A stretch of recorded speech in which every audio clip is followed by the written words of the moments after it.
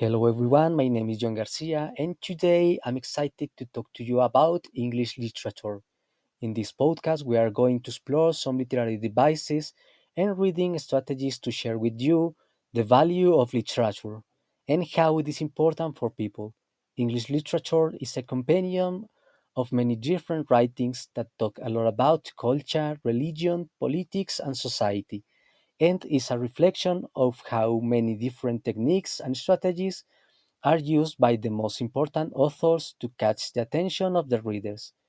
Reading is a fantastic way to visit new places and learn about the world and how people live in another country. Every single book is a world to explore and also an opportunity to visit fantastic places using the imagination. So, if you are interested in the ancient cultures, and you want to know a lot of new words and expression, you must read the books written by their authors. English literature has been so influential for culture. Many people throughout history have used literature as an effective way to express feeling like love and freedom. Reading a book is a complete experience.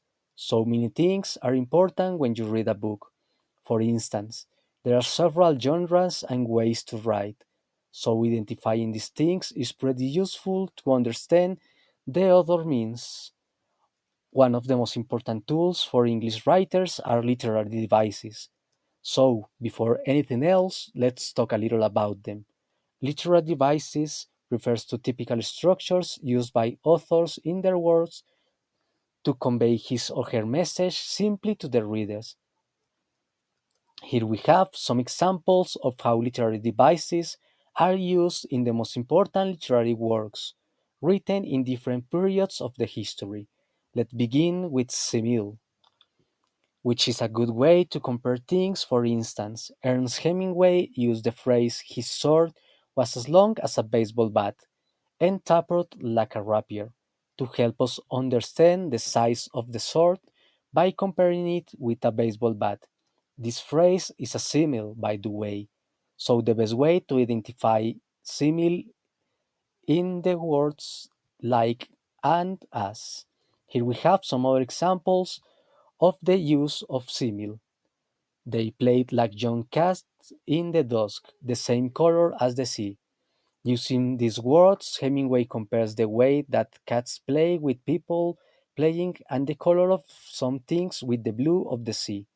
Alice's Adventures in Wonderland is an extraordinary example of the magnificent use of literary devices. Personification is a literary device that gives human abilities like talking and feeling emotion to animals and things. Lewis Carroll uses this literary device with the most of the characters of the book. Here we have a mouse and a rabbit talking and acting like humans, poker cats walking and talking, a cat smiling and teaching, and many other examples of how to use personification. So, the best way to identify personification in a writing are the animals and things with unusual behavior like talking or thinking. How interesting and important are literary devices for authors. Let's continue with onomatopoeia.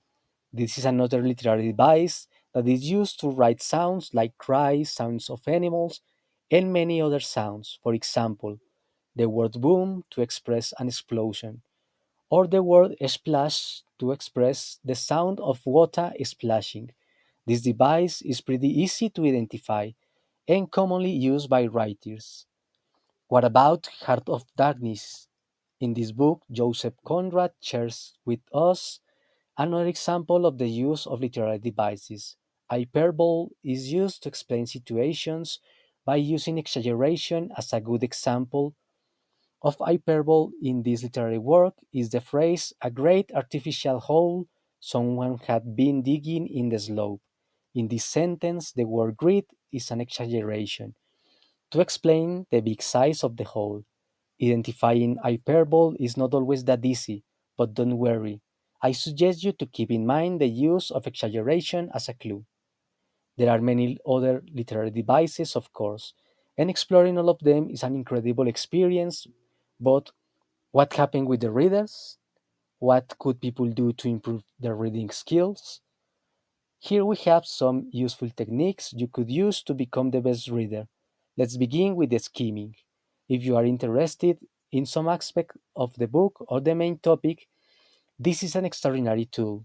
Using skimming, you read focusing on these things and being faster. Scanning is another technique similar to the skimming but with a little difference. If you are interested in specific information about the writing, scanning is the best option for you. Some techniques are important to stay connected with the story. Prediction, for example, is used by readers to imagine future situations that could happen in the next chapter. Imagine predicting a possible end for your favorite book and discovering that the author wrote the same final that you have predicted. It could be awesome. The inference is another technique that makes you part of the story. Inference is used to infer the feelings of the characters and the possible causes and consequences of certain situations.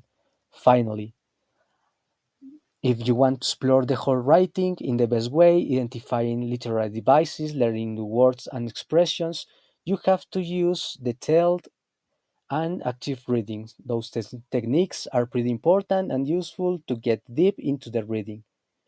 I encourage you to keep improving your reading skills and read as many books as you can.